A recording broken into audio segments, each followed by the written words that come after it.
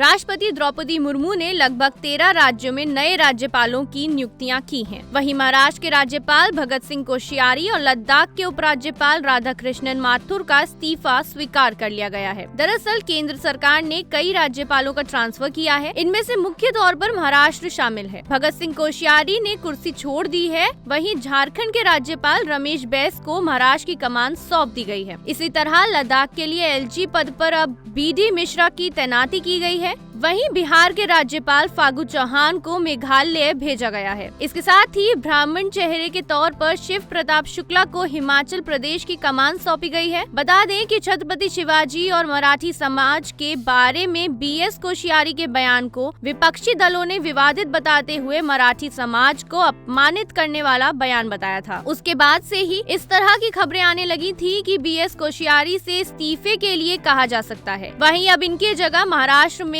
रमेश बैस को रिप्लेस कर दिया गया है। आपको बता दें महाराष्ट्र के साथ साथ 13 राज्यों को नए गवर्नर मिले हैं। रमेश बैस अभी तक झारखंड के राज्यपाल थे।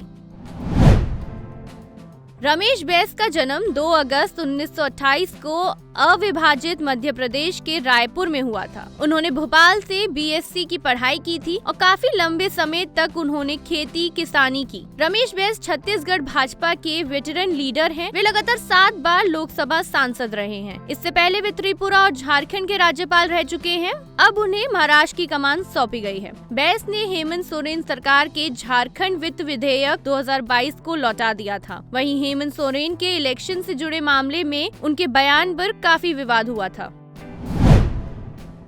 2019 में बीजेपी ने रमेश बैस को लोकसभा चुनाव का टिकट देने से इनकार कर दिया था, जिसके बाद पार्टी की राज्य इकाई में काफी असंतोष नजर आया। हालांकि टिकट से इनकार करने के बावजूद उन्होंने पार्टी के उम्मीदवार के लिए आधिकारिक तौर पर प्रचार किया। उनको इसका फल भी मिला। चुनाव में प्रचंड जीत के बाद मोदी सरकार ने उन्हें त्रिपुरा के राज्यपाल के रूप में नियुक्त कर दिया। रमेश बैस रायपुर लोकसभा सीट से 5 बार सांसद रहे हैं।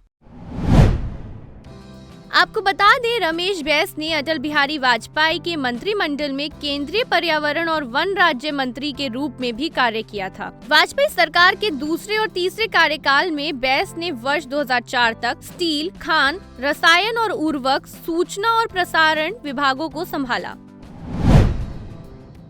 रमेश बैस ने अपने राजनीतिक करियर की शुरुआत निकाय चुनाव से की थी। बैस पहली बार 1978 में रायपुर नगर निगम के सदस्य के रूप में चुने गए थे और फिर 1980 में मंदिर हसोद सीट से विधायक चुने गए थे, लेकिन 1985 में अगला चुनाव हार गए। इसके बाद उन्होंने 1989 में रायपुर सीट से लोकसभा चुनाव जीता। झारखंड में 10वें राज्यपाल के रूप में रमेश बैस का कार्यकाल कुल 19 महीना रहा। अब झारखंड के नए राज्यपाल सीपी राधाकृष्ण होंगे। आपको बता दें कि पहले द्रौपदी मुर्मू की जगह रमेश बैस को झारखंड का राज्यपाल बनाए जाने की अधिसूचना 7 जुलाई 2021 को जारी हुई थी, लेकिन उन्होंने 14 जुलाई 2021 को शपथ ग्रहण की। राज्यपाल रमेश बैस की नियुक्ति के बाद से ही राजभवन और हेमंत सरकार के बीच टकराव की स्थिति बनी रही।